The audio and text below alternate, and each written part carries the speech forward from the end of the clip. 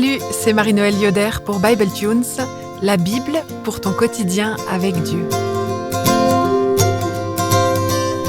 Le texte pour aujourd'hui se trouve dans la lettre aux Philippiens, Philippiens 3, les versets 20 et 21, et je les lis dans la traduction Nouvelle Français courant. Mais nous sommes citoyens des cieux, d'où nous attendons que vienne notre Sauveur, le Seigneur Jésus-Christ. Il transformera notre misérable corps mortel pour le rendre semblable à son corps glorieux, grâce à la puissance qui lui permet de soumettre toutes choses à son autorité. Quelle est ta nationalité ou ta citoyenneté? Française, belge, suisse ou autre? Qu'est-ce que tu dis quand on te demande d'où tu viens? Peut-être même que tu aimes préciser encore davantage. Je ne suis pas juste française, je suis alsacienne. Je ne suis pas juste suisse, je suis bernois, vaudois ou jurassien. La question de notre origine peut déchaîner des passions chez certains. Dire d'où l'on vient, c'est dire quelque chose de notre identité. Même quand nous n'habitons plus dans ces endroits, nous en gardons les valeurs et un petit truc en plus qui marque une distinction. Ici, Paul rappelle aux chrétiens qu'ils sont citoyens des cieux. Qu'est-ce que ça veut dire, citoyen des cieux? Pour certains, être citoyen des cieux, ça signifie que pour l'instant nous vivons sur terre, mais que notre vraie patrie c'est le ciel, que c'est d'être auprès de Dieu. Les chrétiens doivent donc, dans cette perspective, attendre la mort pour rentrer chez eux. La terre est en quelque sorte un mal obligé et désagréable avant de retourner à la maison. Si tu penses cela, j'aimerais t'inviter à reconsidérer la question, à la lumière du contexte des Philippiens au 1er siècle. Les Philippiens avaient bien plus de facilité à comprendre cette image de citoyenneté que nous ici aujourd'hui. La ville de Philippe, c'est une colonie romaine. Un bout de culture romaine, mais en Grèce. La ville de Philippe, elle est en Grèce bien loin, à 1230 km de Rome. Comme on l'a déjà vu dans l'épisode sur les compagnons de combat, il y a de nombreux anciens militaires romains qui y habitent et qui ont reçu leur citoyenneté en cadeau de remerciement pour des décennies de service. Dans l'Empire romain, seulement 10% de la population a le statut de citoyen. Mais à Philippe, il y en a bien plus. Cette colonie à Philippe est très fière de sa culture romaine. On peut relire ça dans Actes 16, 21. Même si la ville de Philippe est en Grèce, les habitants utilisent le latin. Leur lien avec Rome leur permettait de profiter d'un grand réseau commercial et politique. Et ils savaient que s'ils étaient attaqués, César enverrait ses troupes pour les défendre. Que ce soit clair, les Philippiens ne rêvent pas d'aller s'établir à Rome. Vivre en citoyen romain, c'est vivre selon les valeurs romaines. C'est véritablement représenter Rome quelque part et donner de la force à l'Empire. Comme le résume bien le théologien N.T. Wright, la citoyenneté, c'est avant tout une question de statut et de loyauté, pas d'endroit où on habite. Paul rappelle ici aux Philippiens qu'ils sont des ambassadeurs, des citoyens, non pas de Rome, mais des cieux. Ici, le ciel, ou les cieux, ne sont pas juste un endroit ailleurs où on irait après la mort, mais bien plus que ça. Dans la pensée juive, le ciel désigne avant tout la sphère de Dieu, son espace de règne. Pour le dire plus simplement, le ciel, c'est le lieu où la volonté de Dieu habite pleinement. Tu te souviens de la prière de Jésus, le Notre Père? Que ta volonté soit faite sur la terre comme au ciel. Cette prière de Jésus se retrouve en Matthieu 6, 10, dans le Sermon sur la montagne. Le royaume des cieux, ce n'est pas tant un ailleurs qu'un autrement. Paul encourage les Philippiens à réaliser quelque chose de fondamental. Devant Dieu, ils ont un nouveau statut et aussi un privilège. Ils sont appelés à vivre sur cette terre comme des ambassadeurs du royaume des cieux. Leur vie est en Grèce, mais leur identité et leurs valeurs viennent d'ailleurs. À cause de leur statut de citoyens des cieux, ils sont appelés à vivre selon les valeurs du Seigneur: justice, paix, fidélité et amour.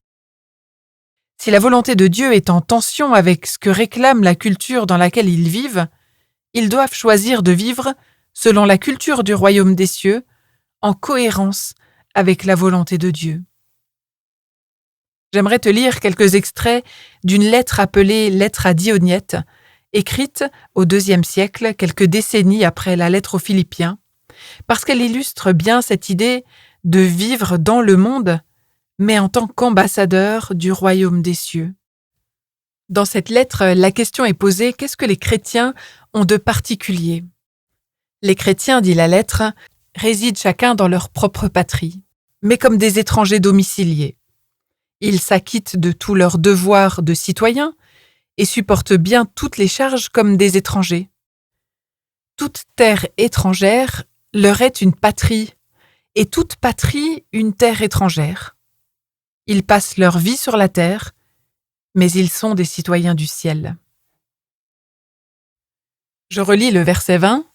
« Mais nous sommes citoyens des cieux, d'où nous attendons que vienne notre Sauveur, le Seigneur Jésus-Christ. » Nous sommes citoyens des cieux et c'est là que nous attendons que vienne Jésus-Christ. Est-ce que tu remarques que dans ce texte, ce n'est pas nous qui allons au ciel, qui allons vers Dieu, mais c'est lui qui vient vers nous, alors que nous vivons ici comme des ambassadeurs du royaume. Notre Sauveur et Seigneur vient nous rejoindre ici, dans nos colonies terrestres, qui ont, je l'espère, le bon goût du royaume des cieux. Alors que les chrétiens vivent leur mission d'apporter et d'incarner la culture du royaume des cieux sur la terre, Jésus promet sa venue en tant que Seigneur avec toute l'autorité que cela suppose, mais aussi en tant que Sauveur qui intervient en faveur de ses citoyens.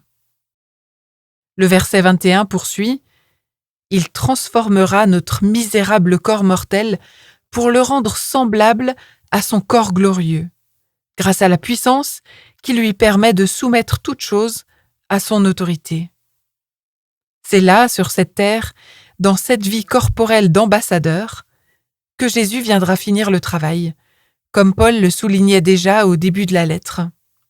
Je suis certain de ceci: Dieu qui a commencé cette œuvre bonne parmi vous, la continuera jusqu'à son achèvement au jour de la venue de Jésus-Christ. Jésus règne, et il apportera la transformation complète de notre corps.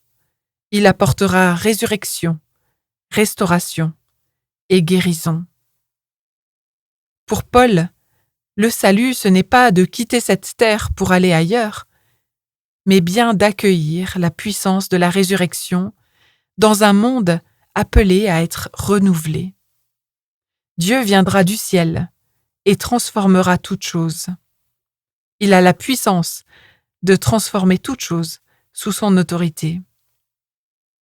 Cette espérance change beaucoup de choses pour Paul et pour les Philippiens.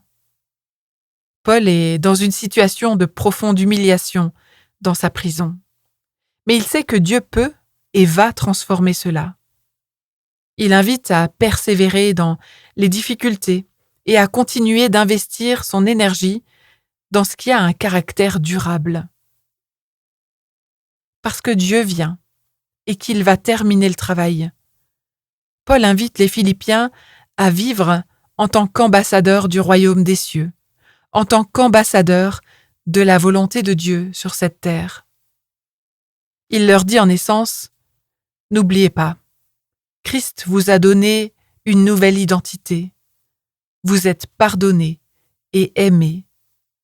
Le Seigneur est à vos côtés. Il vous a enseigné une nouvelle culture, avec des valeurs qui sont peut-être folies aux yeux du monde, mais qui annoncent une profonde restauration, une profonde transformation. Alors même si les temps sont durs, gardez les regards fixés sur le Seigneur et continuez à l'honorer dans tout ce que vous êtes dans tout ce que vous dites et dans tout ce que vous faites sur cette terre. Honorez-le dans toutes vos relations et donnez à goûter quelque chose du royaume des cieux. Cela en vaut la peine. Le Seigneur interviendra pour vous dans vos réalités. Comme le dit Maillot, c'est le ciel qui donne sa vérité à la terre. Alors que le texte d'aujourd'hui nous encourage, toi et moi, à continuer à vivre en tant que citoyens et ambassadeurs du royaume des cieux. Je te propose de terminer en laissant résonner les paroles de Jean-Baptiste, que l'on trouve dans Luc 3, les versets 4 à 6. Préparez le chemin du Seigneur. Faites-lui des sentiers bien droits. Toute vallée sera comblée, toute montagne et toute colline seront abaissées. Les courbes de la route seront redressées. Les chemins rocailleux seront aplanis. Et tout le monde verra le salut accordé par Dieu. Merci de m'avoir écouté sur Bible Tunes et au plaisir de poursuivre ce parcours avec toi dans un autre épisode.